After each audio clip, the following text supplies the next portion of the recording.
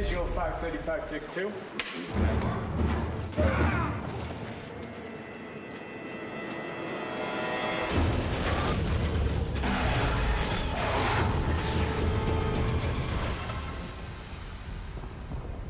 If you shoot a romantic comedy or something like that, pretty much what you shot is what you get, and you know what you have like 4 weeks into post-production. And action. One of the coolest things about this is you won't know what kind of movie you have until maybe 2 weeks before it opens. The design of the film and David's view of the worlds meant that no terrestrial location worked as a location to shoot in. So therefore, everything was built. Obviously, there's a limitation to how much can be built by the art department, and so our job was to add extensions to that world. There's a planet in the movie called Crematoria, and David described in the script a planet that swings from 700 degrees centigrade during the day and minus 300 degrees C at night. If I owned this place in hell, I'd rent this place out and live in hell. We started talking about what the atmospherics would be on the world, and we came up with a visual effects design where at a certain amount of temperature, the supercharged air would render itself as a wall of fire that travels across the planet's surface. We described this as the VTF, which means visible thermal front. That's some sunrise. 356, take 6. And action! Several passes were shot, live action passes of this miniature set, which we then put together so that we get the correct lighting and atmospheric look. A lot of that was done with matte painting, background extensions, CG extensions, integrating steam elements into that. Riddick! Peter Chang was a very enthusiastic leader. He was the one who had the tiger claws, and everything had to be tiger claws coming at us. Everything had to be angrier, and so he kept giving us these great emotions that made our effects characters in the movie. And cut.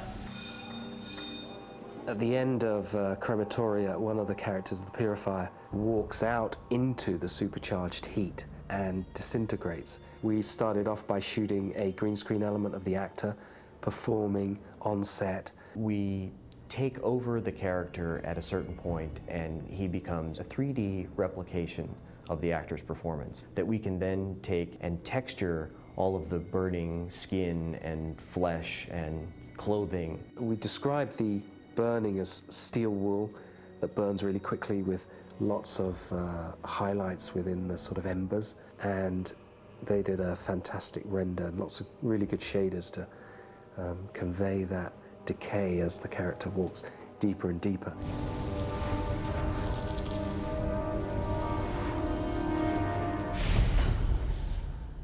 And whose throat is this? Judi Dench plays Aerion in Chronicles of Riddick. She is an air elemental. We talked about how the wind would affect her, and we very much worked along the idea that when the wind velocity gets to a certain speed, that would render the particles of her invisible.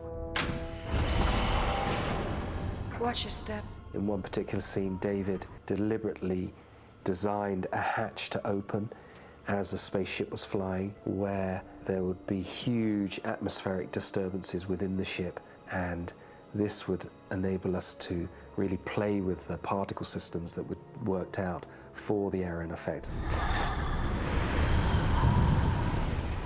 We knew where she was moving all the time within a scene, and then generated a particle system that was related to velocity. So in other words, whenever we blew a strong wind on her on the set, the computer would be able to read through optical flow the way in which the vectors were moving on the plate, and that would then drive the particle system to render part of the image invisible.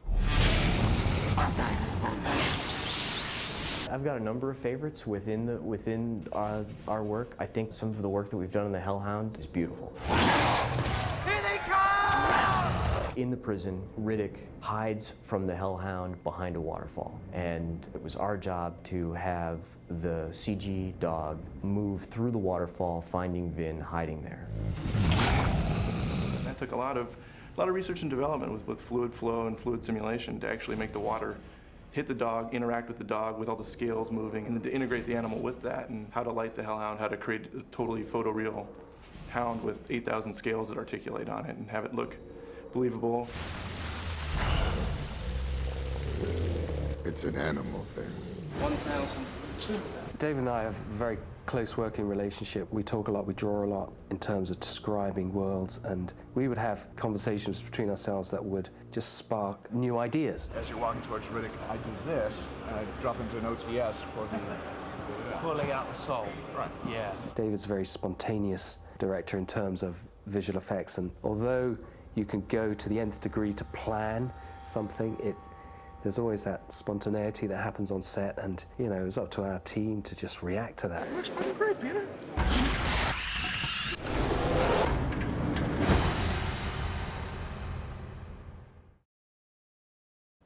I'm Vin Diesel. I am going to show you the sets of the Chronicles of Riddick. So follow me. 2 mercs up front, 2 mercs in back. Riddick strapped along here in chains. Probably the most expensive. This is New Mecca. This is where it begins. I mean, look at this. Look at the texture, look at the detail. Everything is so overwhelming.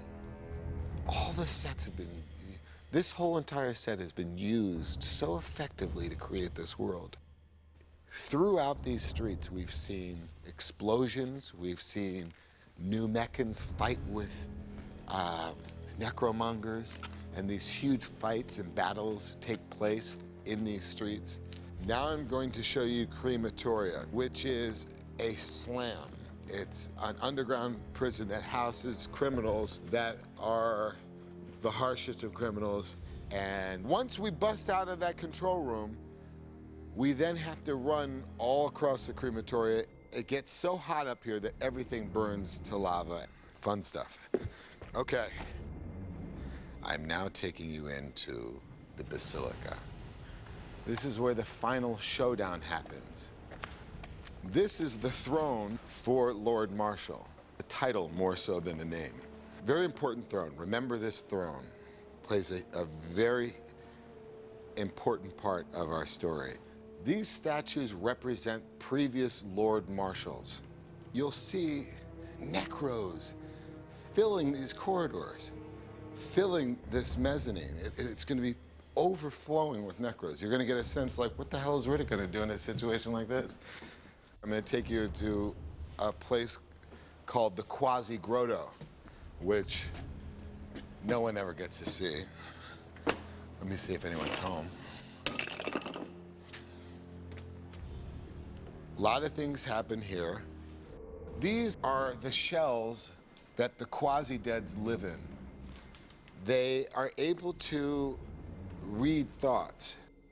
All of these 5 quasis fold out and start to mind probe Riddick. This set rocks. Home run. I'm freezing. I'm already freezing. Come on, guys. The UV planet is a frost-bitten planet. Riddick has been living there for 5 years. All the craftsmen that came together to create this world, all the detail. But look at this, man. Well, this is the movies. I'm Vin Diesel. Thanks for joining us on this tour of the set of Chronicles of Riddick.